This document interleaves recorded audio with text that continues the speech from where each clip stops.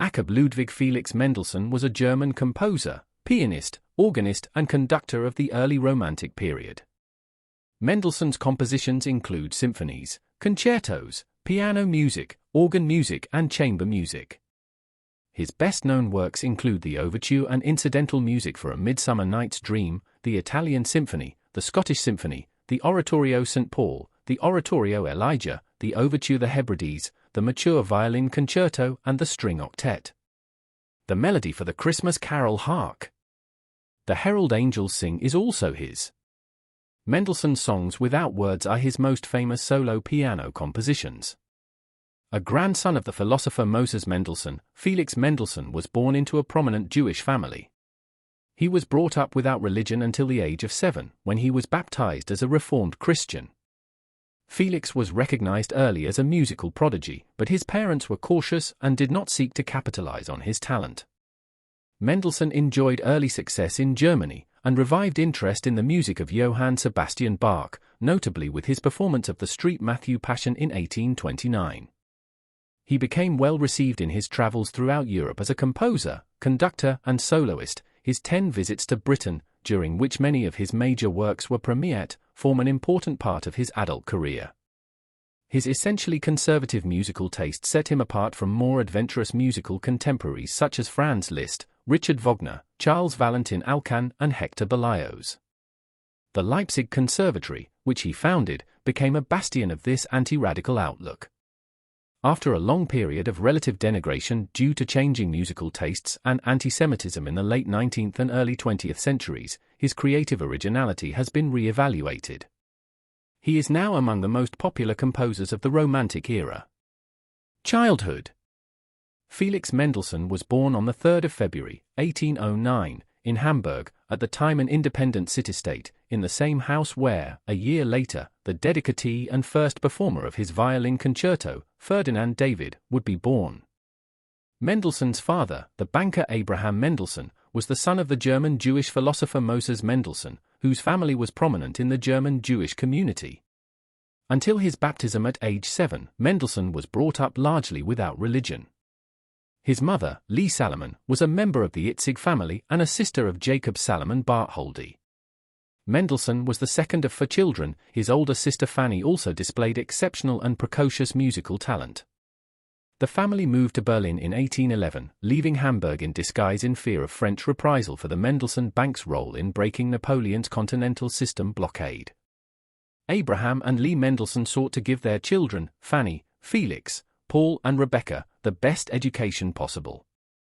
Fanny became a pianist well known in Berlin musical circles as a composer. Originally Abraham had thought that she, rather than Felix, would be the more musical. But it was not considered proper by either Abraham or Felix for a woman to pursue a career in music, so she remained an active but non-professional musician. Abraham was initially disinclined to allow Felix to follow a musical career until it became clear that he was seriously dedicated. Mendelssohn grew up in an intellectual environment. Frequent visitors to the salon organized by his parents at their home in Berlin included artists, musicians, and scientists, among them Wilhelm and Alexander von Humboldt, and the mathematician Peter Gustav Lejeune Dirichlet, whom Mendelssohn's sister Rebecca would later marry. The musician Sarah Rothenberg has written of the household that Europe came to their living room. Surname. Abraham Mendelssohn renounced the Jewish religion prior to Felix's birth. He and his wife decided not to have Felix circumcised, in contravention of the Jewish tradition. Felix and his siblings were at first brought up without religious education. On the 21st of March, 1816, they were baptized in a private ceremony in the family's Berlin apartment by the Reformed Protestant minister of the Jerusalem Church, at which time Felix was given the additional names Jakob Ludwig. Abraham and his wife Lee were baptized in 1822. And formally adopted the surname Mendelssohn Bartholdy, which they had used since 1812 for themselves and for their children. The name Bartholdy was added at the suggestion of Lee's brother, Jacob Salomon Bartholdy, who had inherited a property of this name in Louisenstadt and adopted it as his own surname. In an 1829 letter to Felix, Abraham explained that adopting the Bartholdy name was meant to demonstrate a decisive break with the traditions of his father Moses. There can no more be a Christian Mendelssohn than there can be a Jewish Confucius. Letter to Felix of the 8th of July, 1829. On embarking on his musical career, Felix did not entirely drop the name Mendelssohn as Abraham had requested, but in deference to his father signed his letters and had his visiting cards printed using the forms Mendelssohn Bartholdy. In 1829, his sister Fanny wrote to him of Bartholdy this name that we all dislike. Career. Musical education. Mendelssohn began taking piano lessons from his mother when he was 6, and at 7 was tutored by Marie Bigot in Paris. Later in Berlin, all for Mendelssohn children studied piano with Ludwig Berger, who was himself a former student of Museo Clementi. From at least May 1819, Mendelssohn initially with his sister Fanny studied counterpoint and composition with Carl Friedrich Zelter in Berlin. This was an important influence on his future career. Zelter had almost certainly been recommended as a teacher by his aunt Sarah Levi, who had been a pupil of W. F. Bach and a patron of C. P. E. Bach. Sarah Levi displayed some talent as a keyboard player, and often played with Zelter's orchestra at the Berliner Singakademie. She and the Mendelssohn family were among its leading patrons. Sarah had formed an important collection of Bach family manuscripts, which she bequeathed to the Singakademie. Zelter, whose tastes in music were conservative, was also an admirer of the Bach tradition. This undoubtedly played a significant part in forming Felix Mendelssohn's musical tastes, as his works reflect this study of Baroque and early classical music. His fugues and chorales especially reflect a tonal clarity and use of counterpoint reminiscent of Johann Sebastian Bach, whose music influenced him deeply. Early maturity. Mendelssohn probably made his first public concert appearance at the age of 9, when he participated in a chamber music concert accompanying a horn duo.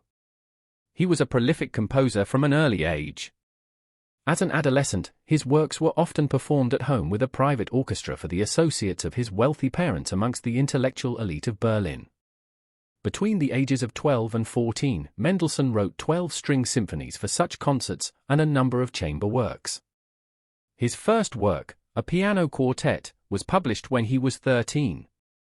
It was probably Abraham Mendelssohn who procured the publication of this quartet by the House of Schlesinger. In 1824, the 15-year-old wrote his first symphony for full orchestra in C minor, Op. 11. At age 16, Mendelssohn wrote his String Octet in E-flat major, a work which has been regarded as the beginning of his maturity as a composer. This octet and his overture to Shakespeare's A Midsummer Night's Dream, which he wrote a year later in 1826, are the best known of his early works. Later, in 1843, he also wrote incidental music for the play, including the famous Wedding March.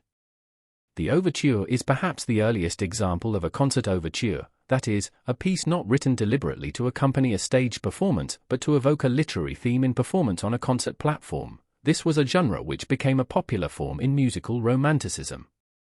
In 1824, Mendelssohn studied under the composer and piano virtuoso Ignaz Moscheles, who confessed in his diaries that he had little to teach him. Moscheles and Mendelssohn became close colleagues and lifelong friends. The year 1827 saw the premiere, and sole performance in his lifetime, of Mendelssohn's opera Die Hochzeit des Camacho. The failure of this production left him disinclined to venture into the genre again. Besides music, Mendelssohn's education included art, literature, languages, and philosophy. He had a particular interest in classical literature and translated Terence's Andria for his tutor Hayes in 1825. Hayes was impressed and had it published in 1826 as a work of his pupil, F*********. This translation also qualified Mendelssohn to study at the Humboldt University of Berlin, where from 1826 to 1829 he attended lectures on aesthetics by Georg Wilhelm Friedrich Hegel, on history by Eduard Ganz, and on geography by Karl Ritter. Meeting Goethe and conducting Bach. In 1821, Zelter introduced Mendelssohn to his friend and correspondent Johann Wolfgang von Goethe, then in his 70s, who was greatly impressed by the child, leading to perhaps the earliest confirmed comparison with Mozart in the following conversation between Goethe and Zelter. Musical prodigies are probably no longer so rare, but what this little man can do in extemporizing and playing at sight borders the miraculous, and I could not have believed it possible at so early an age. And yet you heard Mozart in his 7th year at Frankfurt, said Zelter. Yes, answered Goethe, but what your pupil already accomplishes bears the same relation to the Mozart of that time that the cultivated talk of a grown-up person bears to the prattle of a child. Mendelssohn was invited to meet Goethe on several later occasions, and set a number of Goethe's poems to music.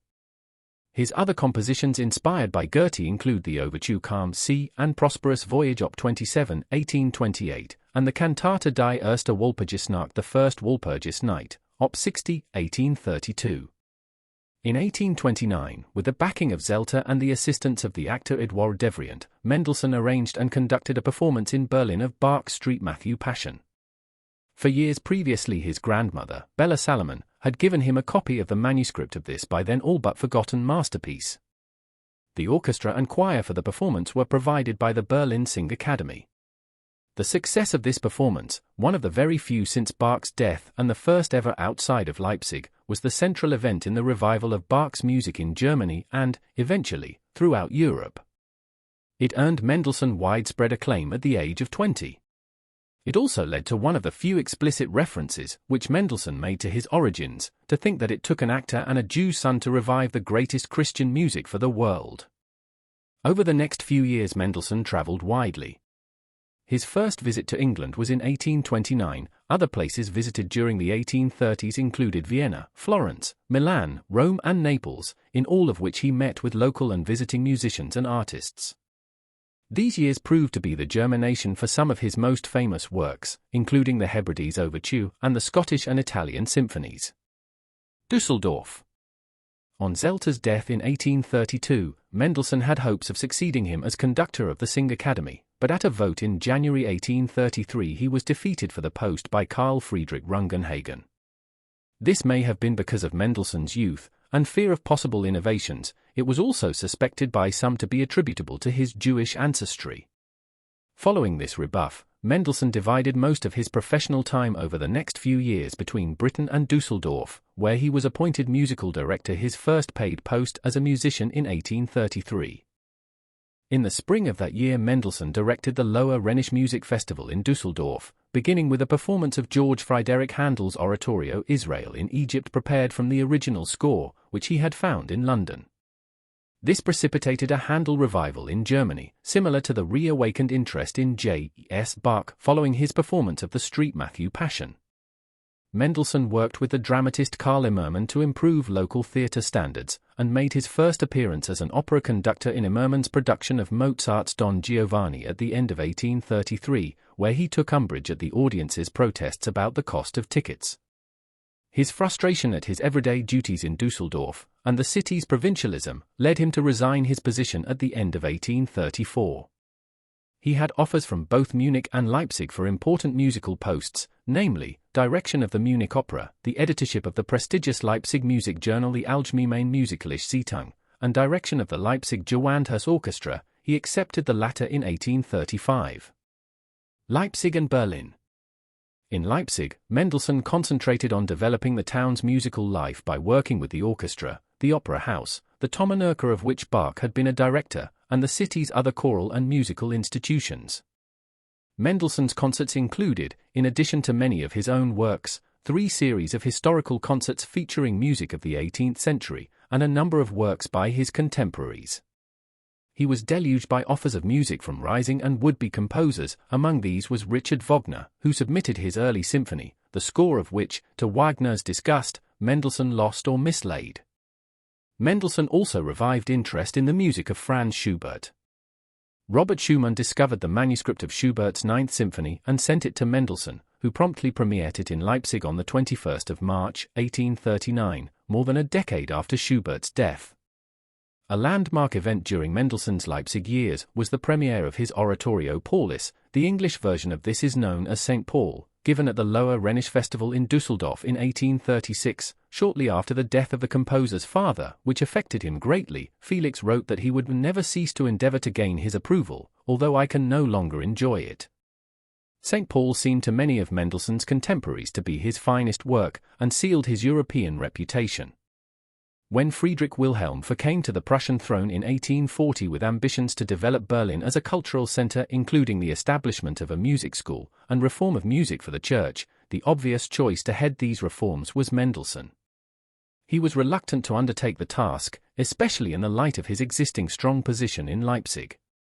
Mendelssohn nonetheless spent some time in Berlin, writing some church music, and, at the king's request, music for productions of Sophocles' Antigone 1841, an overture, and 7 pieces, an Oedipus at Colonus 1845, a Midsummer Night's Dream 1843, and Racine's Athalie 1845.